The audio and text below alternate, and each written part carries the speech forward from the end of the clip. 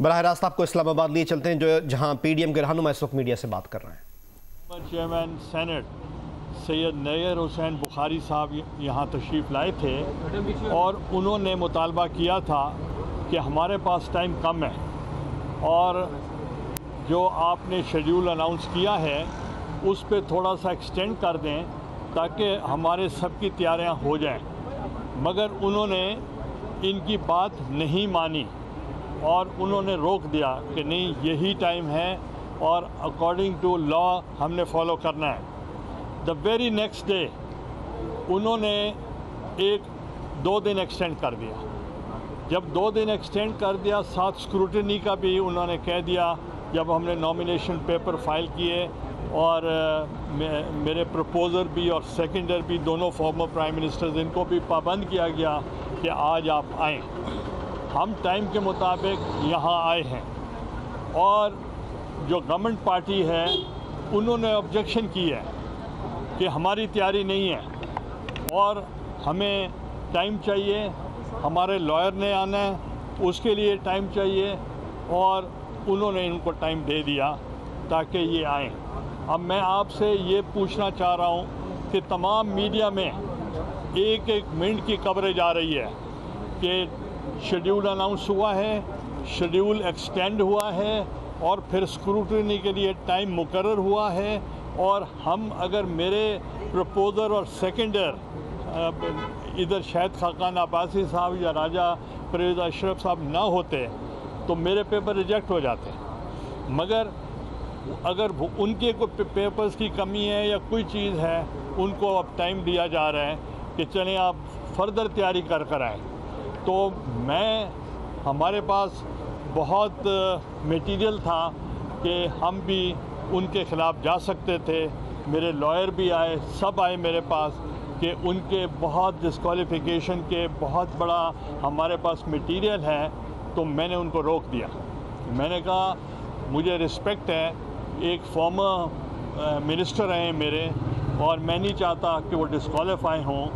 ये मामला मैदान में होना चाहिए, हम इलेक्शन लड़ना चाहते हैं। तो इसलिए ये आपको हमने बताना था। आपको कुछ बात करनी थी। जी, गुजारिश ये है कि बदकिस्मती से हस्बे साबिक इलेक्शन कमीशन ने इस इलेक्शन को भी शुरू होने से पहले मुतनाज़ा बना दिया है। बात बड़ी सीधी है। हमें परसों ख़त आया मुझे और राजा साहब को कि आप प्रपोज़र और सेकेंडर हैं, अगर आप 17 तारीख को 11 बजे नहीं पहुंचेंगे इलेक्शन कमीशन तो आपके उम्मीदवार के कागजात बग़ैर किसी बात किए समैरली रिजेक्ट हो जाएंगे।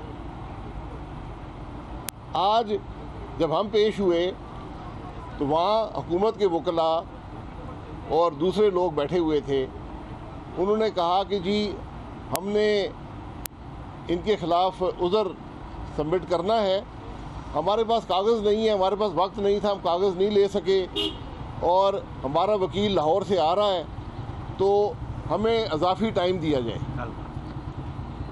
तो इसका जवाब ये होना चाहिए था कि कागज़ लाना, वकील लाना आपका काम है, उज़र आप दाखिल कर रहे हैं,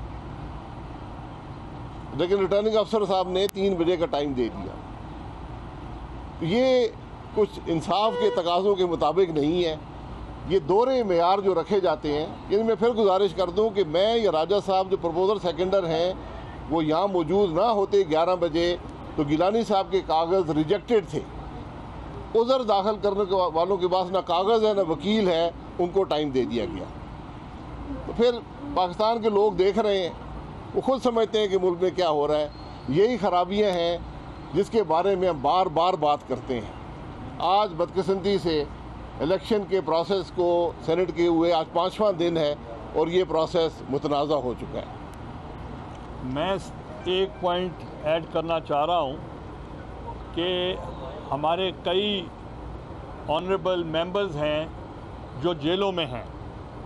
मैं ये भी मुतालबा करता हूँ इलेक्शन कमीशन से भी और स्पीकर से भी कि उन जो लोग जेलों में हैं और 4 लोग हैं उनको प्रोड्यूस किया जाए नेशनल असेंबली में ताकि वो वो वोट अपना कास्ट कर सकें, और ये बहुत इम्पोर्टेंट है। और दूसरा मेरा पॉइंट ये था कि ये जो इलेक्शन हो रहा है उसके अंदर अब सहारा लिया जा रहा है कॉन्स्टिट्यूशन में, और विद कंसेंसस किए थे अगर गवर्नमेंट चाहे तो वो राब्ता करे, अपने हालात बेहतर करे और तमाम अपोजिशन पार्टीज़ के साथ बात करे, और अमेंडमेंट सिर्फ पार्लियामेंट ला सकती है, कोई और नहीं ला सकता। क्या आप रिटर्निंग अफसर पर एतमाद का इज़हार कर रहे हैं? देखिए, हम रिटर्निंग ऑफिसर पर ये नहीं अदम एतमाद कर रहे हैं, हम सिर्फ ये कह रहे हैं अगर मेरे प्रपोज़र और सेकेंडर ना आते 11 बजे और उन्होंने इन राइटिंग लिख के दे दिया था कि आपके पेपर रिजेक्ट हो जाते मेरे, और अगर उनके कोई कागजात जो शॉर्टफॉल है, या आप टीवी वाले, आप मीडिया वाले, आप एक एक लम्हे की खबर दे रहे हैं पूरे मुल्क को, पूरे वर्ल्ड को, तो आप ये बताएं कि आपको पता था कि 11 बजे हमने आना है और वो भी 11 बजे आए हैं। इतने सारे वकला उनके आए हैं मगर बात कोई नहीं की, टाइम मांग के चले गए हैं। तो अगर क्या इनको टाइम देते मेरे प्रपोजर सेकेंडर को, वो तो टाइम ना देते। तो राजा साहब आपने जी, मैं देखें, मैं इसमें ये कहना चाहूँगा कि ये जो कुछ भी हो रहा है, जिस तरह गिलानी साहब ने और शायद खाकान अब्बासी साहब ने कहा कि अगर फ़र्ज़ करें कि मैं ना होता, वक्त पे ना मैं पहुंचता, या शायद खाकान साहब ना पहुंचते, तो क्या हमें 3 बजे का ये टाइम दे देते? हमारे तो पेपर रिजेक्ट कर देते। और हुकूमत ये जो भी हथकंडे इस्तेमाल कर रही है, असल में इसकी बौखलाहट। जनाब यूसुफ रज़ा गिलानी साहब के उम्मीदवार बनने के बाद इनके पसीने छूट गए, इनको तो समझ ही नहीं लग रही, और ये तवातर के साथ ऐसे ये छोटी छोटी चालाकियाँ और ये कर रहे हैं, और ताकि वो किसी तरीके से कोई ऐसा बंदोबस्त करें जिससे जो वोटर है उसको कंफ्यूज कर दिया जाए और ऐसे हालात पैदा किए जाएं ताकि उनकी इज़्ज़त बचे। लेकिन मैं ये पूरे वसूख के साथ कह सकता हूँ कि नेशनल असम्बली के मेंबरान जो हैं, द ऑनरेबल मेंबरान ऑफ नेशनल असम्बली, वो मेरिट पे फैसला करेंगे, और उनके सामने ये सब कुछ हो रहा है। और मैं समझता हूँ कि इंशाअल्लाह ताला यूसुफ रज़ा गिलानी साहब की कामयाबी जो है वो यकीनी है। बहुत शुक्रिया। एक बात और जी, एक बात मैं आखिर में PDM के हवाले से कर दूँ। PDM इस बात पर मुत्तफिक है कि पाकिस्तान के आइन में तरमीम का हक सिर्फ पाकिस्तान की पार्लियामेंट को है, किसी और को नहीं है। ना सुप्रीम कोर्ट को है, ना इलेक्शन कमीशन को है, ना हुकूमत को है। किसी चोर दरवाजे से आइन को अमेंड करने की कोशिश की हम मुकम्मल मुखालफत करते हैं। पाकिस्तान के अवाम मुखालफत करते हैं, पाकिस्तान की तारीख़ मुखालफत करती है, और ये बहुत बड़ी ज़्यादती होगी कि अगर किसी चोर दरवाजे से आइन को अमेंड करने की कोशिश की गई। आइन आपने अमेंड करना है, गिलानी साहब ने जिस तरह कहा, उसका एक तरीक़ाकार है।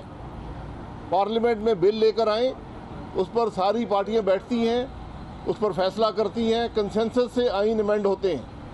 इस तरीके से आइन अमेंड नहीं होते कि आप ऑर्डिनेंस के ज़रिए आइन अमेंड करने की कोशिश करें। PDM इस सारे प्रोसेस को जो आइन अमेंड करने की कोशिश है रिजेक्ट करती है और इसकी मुकम्मल मुखालफत करेगी। मैं एक मिनट, मैं आज हमारी PDM की जमातों ने और JUI ने और पाकिस्तान पीपल्स पार्टी ने ज़िमनी इलेक्शन 3 जीते हैं।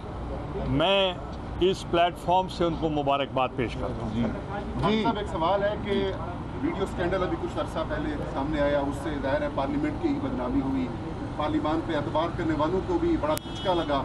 हुकूमत की जानिब से एक आईनी तरमीमी बिल पेश किया गया जिसकी आप लोगों ने भरपूर मुखालफत भी की है।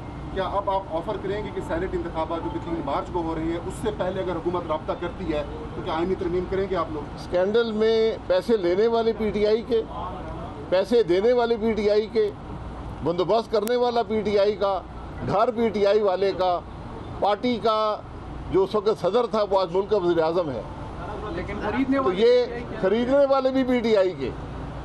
तो ये तमाशे जो हैं, ये तमाशे में मत दिखाएं। आइन में तरमीम चाहिए, पार्लियामेंट में लाएं।